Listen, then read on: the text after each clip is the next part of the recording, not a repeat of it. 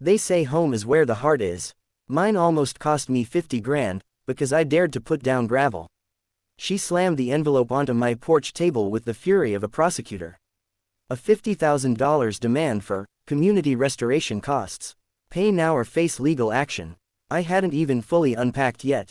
For what, exactly? Dolores Keene, the self-declared monarch of our HOA, spat her answer: your unauthorized gravel walkway disrupted visual harmony.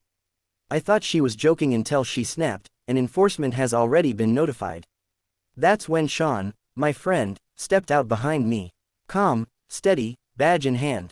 Ma'am, you just tried to extort a federal officer's neighbor. We need to have a conversation. My name's Brent Holloway, 41. I draw buildings and grill steaks for a living. I moved to Aspen Hollow Reserve for serenity. The realtor said the HOA was low impact. She must have meant low empathy. Because within a week, I met Dolores.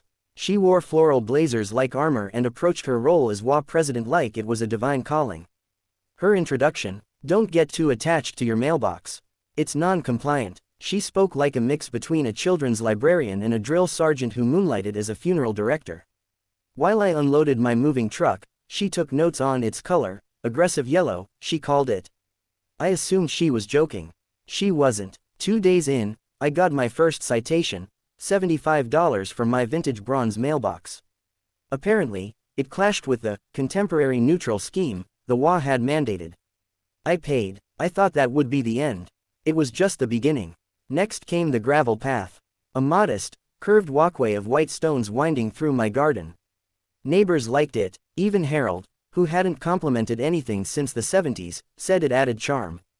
Dolores sent a $200 fine for granular aesthetic disruption, and a $50 penalty for causing emotional distress to neighborhood design values. Then came more notices. My fence was too contemplative. $300. My garage door was emotionally sterile. $450. My wind chimes caused cognitive interference in passersby. $600. Each notice arrived with increasingly surreal reasoning and skyrocketing fines. I tried diplomacy. I attended an HOA meeting. Dolores sat at the head of the table flanked by her minions, Gladys, the bobblehead yes woman, and Roger, who played solitaire on his phone. I explained the walkway helped drainage and erosion. Dolores responded, it encourages landscaping rebellion. I pointed out white as a standard garage door color. She said mine screamed nonconformist white. When I defended wind chimes, she cited a binder labeled approved ambient sounds, wind chimes not listed. Turns out, she had been terrorizing everyone for years. The Pattersons got fined for an unlicensed birdbath. The Penguins' children were cited for chalk art. Poor Edith Graves, 87, was fined for floral exuberance.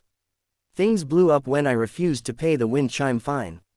Then came the $50,000 bill. Certified envelope, itemized like a twisted invoice. Aesthetic damages, $15,000. Visual harmony restoration, $10,000. Community morale rehab, $8,000. HOA president stress relief, $12,000. Administrative suffering, $5,000. At first, I thought it was a prank. But it wasn't. When I tried refinancing my mortgage, the bank found a lien on my home filed by Dolores. My mortgage officer Patricia actually laughed.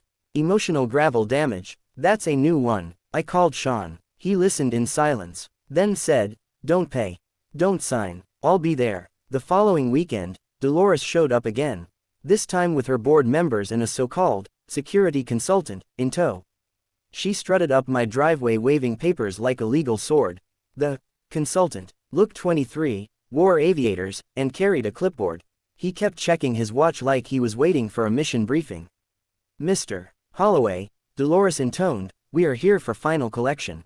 Pay or face foreclosure. Sean stepped outside. Good afternoon. Investigator Sean Morrison, State Police Internal Affairs. I'll need ID from everyone present.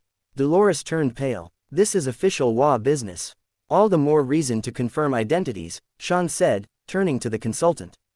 And you are? The young man produced a business card, Neighborhood Enforcement LLC, printed with clip art and still bearing perforated edges.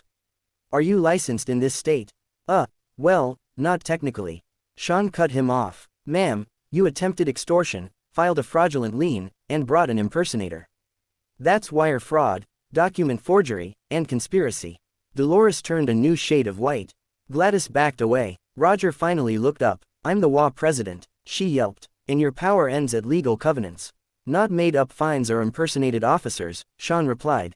Show me your bylaws and board approvals. She clutched her folder. They're confidential. No, they're not. HOA members have the right to review them. Which tells me you probably have none. Within the hour, uniformed officers arrived. The consultant turned out to be her nephew Tyler. Paid in gas station gift cards. Worked part-time at a pet store. A state investigation launched fast. The rabbit hole went deep. Dolores had created fake codes, fine structures, and used them to siphon $200,000 over 3 years. She used the money for a koi pond, a deck extension, a flamingo yoga fountain, a business, SUV, the lien on my house, based on a bogus property code from a sovereign citizen website.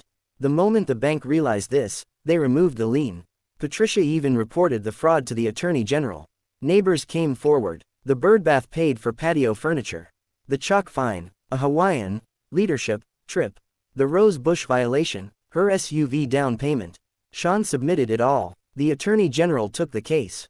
Local news caught wind, called it Gravelgate. Reporters reached out. I declined. During a town hall, Dolores unveiled her latest proposal, mandatory fence tone regulation. That's when they arrested her. Mid-slide presentation, mid-sentence, while explaining the psychological impact of mismatched fence stains. Someone filmed it, her pointing at her PowerPoint while getting cuffed. It went viral. The caption, when you realize HOA doesn't mean Homeowner Overlord Association.